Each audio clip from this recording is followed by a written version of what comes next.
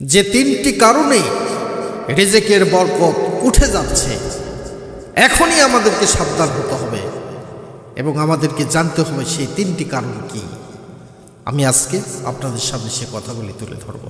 আসেন, রিজিক বা জীবিকার মালিক একমাত্র আল্লাহ তাআলা। তিনি যাকে ইচ্ছে প্রশস্ত রিজিক দান করেন আর যাকে ইচ্ছে সীমিত পরিমাণ রিজিক দেন। তবে মানুষের কিছু ভুল ও পাপের কারণে রিজিকের বরকত উঠে যায়। কোরআন হাদিসের দলিলের আলোকে আমি এই তিনটি ভুল আপনাদের সামনে তুলে ধরব। এক নাম্বার হলো পাপাচারে লিপ্ত হওয়া। রিজিকের বরকত কমে যাওয়ার অন্যতম প্রধান কারণ হলো গুনাহ বা আল্লাহ অবাধ্যতা লিপ্ত হওয়া। মানুষ যখন প্রকাশ্যে বা গোপনে পাপে লিপ্ত হয় তখন তার জীবন ও জীবিকা থেকে বরকত তুলে নেওয়া হয়। এ সম্পর্কে বিশ্বনবী মুহাম্মদ রাসূলুল্লাহ সাল্লাল্লাহু আলাইহি সাল্লাম হাদিস শরীফে বর্ণনা করেছেন। সহিহ মাসনাদে আহমদ হাদিসে লেখা আছে, ইন্নার রাজুলা লা ইউহরামুল রিজকা বিযামবি ইউসিবুহু। নিশ্চয় মানুষ তার পাপ কাজের কারণে রিজিক থেকে বঞ্চিত হয়। মাসনাদে আহমদ এ হাদিস লেখা আছে। এই হাদিসটি সুস্পষ্টভাবে প্রমাণ করে যে পাপ কাজে রিজিক কমে যায়। এটি হতে পারে উপার্জনের পরিমাণ কমে যাওয়া অথবা উপার্জনের মধ্যে থাকা বরকত ও শান্তি নষ্ট হয়ে যাওয়া। দ্বিতীয় নম্বর কারণ শুনুন, দ্বিতীয় নম্বর কারণ বলছি, আল্লাহর দেওয়া নিয়ামতের শুকরিয়া বা কৃতজ্ঞতা আদায় না করা বরকত উঠে যাওয়ার একটা সবচাইতে বড় কারণ। যে ব্যক্তি আল্লাহর নিয়ামত পেয়ে তার প্রতি অকৃতজ্ঞ হয়, অভিযোগ করে এবং আরো বেশি পাওয়ার লোভে অস্থির হয়ে থাকে, আল্লাহ তার থেকে বরকত ছিনিয়ে নেন।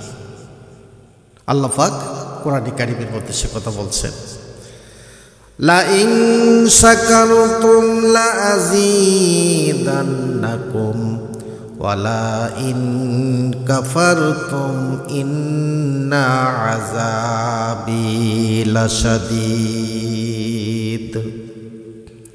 আল্লাহ রাব্বুল আলামিন বলেন, আর যখন তোমাদের রব ঘোষণা দিলেন যদি তোমরা শুকরিয়া আদায় করো তবে আমি অবশ্যই তোমাদেরকে এবং তোমাদের নিয়ামতকে বাড়িয়ে দিব, আর তোমরা যদি অকৃতজ্ঞ হও তবে নিশ্চয় আমার শাস্তি আযাব থেকে তোমরা কেউই রক্ষা পাবে না। এই আয়াতে আল্লাহ কৃতজ্ঞতার প্রতিদান হিসেবে নিয়ামত বাড়িয়ে দেওয়ার প্রতিশ্রুতি দিয়েছেন। এর বিপরীত অর্থ হলো অকৃতজ্ঞতা এবং কঠিন শাস্তির কারণ হয়, যার অন্যতম হলো বরকতহীনতা। ভাইরা আমার, বন্ধুরা আমার, ৩ নম্বর কারণ যে কারণে বরকত উঠে যায়, রিজিক অর্জনের অন্যতম মাধ্যম হলো ব্যবসা লেনদেন। এই ক্ষেত্রে যদি কেউ মিথ্যা, প্রতারণা, ধোঁকাবাজি, ওজনে কম দেয়, খাদ্যে ভেজাল দেয়, হারাম পন্থায় অবলম্বন করে, তবে তাদের উপার্জন থেকে বরকত সম্পূর্ণরূপে মুছে ফেলা হয়। বাহ্যিকভাবে হয়তো অনেক সম্পদ অর্জিত হয়, কিন্তু তাতে কোনো শান্তি বা তাতে কোনো স্থায়িত্ব থাকে না। ঠিক কিনা বলেন? হাদিস শরীফের মধ্যে আল্লাহর হাবিব বলেছেন, ক্রেতা বিক্রেতা যতক্ষণ বিচ্ছিন্ন না হয় ততক্ষণ তাদের চুক্তি বহাল রাখা বা বাতিল করার থাকে। যদি তারা উভয়ে সত্য বলে এবং পণ্যের দোষগুলোটি স্পষ্টভাবে বর্ণনা করে তবে তাদের লেনদেন বরকত দেওয়া হয়, আর যদি তারা গোপন করে এবং মিথ্যা বলে তবে তাদের লেনদেনের বরকত মুছে ফেলা হয়। ভাইরা আমার, বন্ধুরা আমার, এই হাদিস থেকে আমরা কি শিক্ষা পেলাম?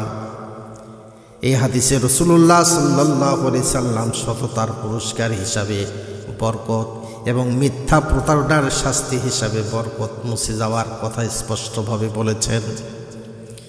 সুতরাং রিজিক বরকত লাভের জন্য পাপ পরিহার করা, সর্বদা আল্লাহ রাব্বুল আলামিনের শুকরিয়া আদায় করা এবং সমস্ত লেনদেনের সততা বজায় রাখা অপরিহার্য। আল্লাহ আমাদের সবাইকে এই ভুলগুলো থেকে বেঁচে থাকার তৌফিক দান করুক।